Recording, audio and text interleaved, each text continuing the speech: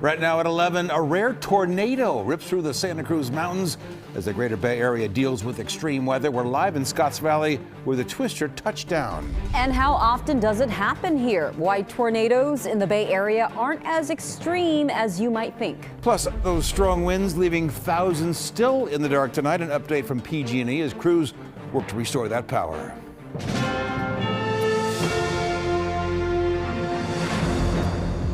Good evening. It is not something we usually see here in the Bay Area. A tornado touching down in the Santa Cruz Mountains, tossing cars and debris across Scotts Valley. Oh my God. Okay. Oh my God. Oh my God, no. That is video showing what it was like driving through those winds as it ripped through the area. The National Weather Service confirming it was an EF1 tornado bringing winds upwards of 90 miles per hour. The powerful winds from the storm triggered the first ever tornado warning in San Francisco. Now, no tornadoes actually formed, but there was plenty to clean up. You can see it right there. This is the aftermath in Golden Gate Park. Huge trees ripped from the ground. Even without a tornado, the gusty winds gave people plenty to worry about. I went upstairs far from a window and the wind was so intense. Crews had a very busy day cleaning up trees and fixing power lines across the city. And we've got team coverage on this storm. Cynthia Pimentel has more on the conditions that led to this tornado. But let's start with Marianne Favro live in Scotts Valley. And Marianne, you talked with people who actually saw this thing touch down. And boy, were they surprised. I'm standing here on Mount Herman Road where the tornado hit at 1:40 this afternoon, and people were really caught off guard, and frankly, they were very scared. Now, if you take a look behind me, you see what's going on now. PG&E crews have been out here for hours trying to repair the power lines that this tornado just ripped out of the ground, and they are expected to continue to work overnight. This tornado didn't last very long, but the damage is significant. Oh my God! Dude, holy oh my God! Strong reactions as people left stores to see branches and debris fall from the sky. The National Weather Service confirms an EF1 tornado hit Scotts Valley at 1:40 Saturday afternoon. This is what it looked like. I knew it was something different. It was wind I've never ever seen before, and it hailed. Minutes later, the aftermath. Cars flipped on their sides, including a CAL FIRE truck, and some vehicles picked up and turned upside down. Ronan says he walked out of the Safeway on Mount Herman Road to chaos in the parking lot.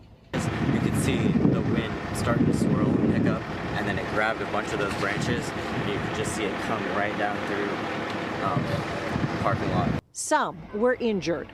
We had 3 people that needed to be transported to the hospital. I think we had 6 injuries in total, 1 person in critical condition. We also had several vehicles damaged, probably approximately 20 vehicles that were damaged in the incident, as well as 6 that were had to be hauled away. The tornado uprooted this giant ponderosa pine tree, sending it crashing down on Scotts Valley Middle School. Using chainsaws, crews worked for hours to carve up the tree and remove the trunk. Witnesses say this man was hit in the head with a flying branch as he ran through a parking lot.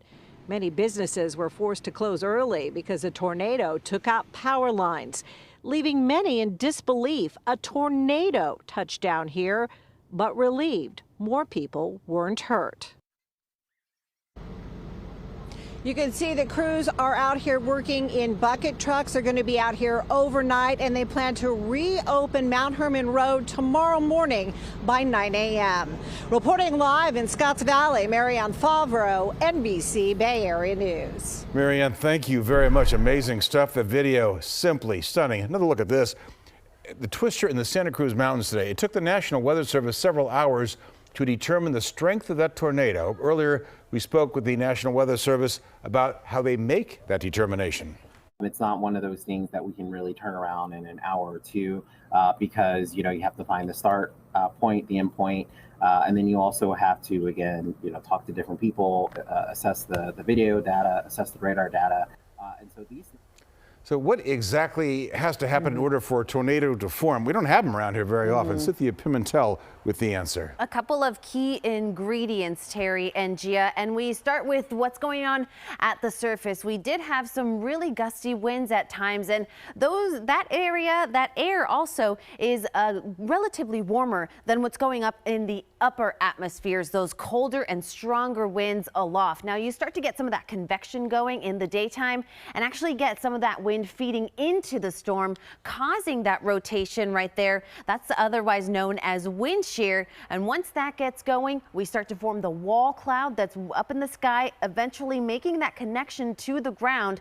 And once it officially touches ground, that's when we can determine that it is a tornado, in fact. And we see all of those ingredients that did line up earlier today. I did also read that it was only a 5-minute event as we tracked it over the Scotts Valley area. All of those ingredients lining up, the instability, the updraft, and the rotation, and that contact with the ground. And then it was out of there at around 1:44 this afternoon. And yes, they don't really happen in California, but if those ingredients line up, on average, we could see about 10 to 11 during the winter months. They're more common in the Central Valley, but again, the ingredients were right there through Scotts Valley for us to see that twister, something we'll definitely be talking about over the next couple of days, if not weeks. Back to you guys. All right.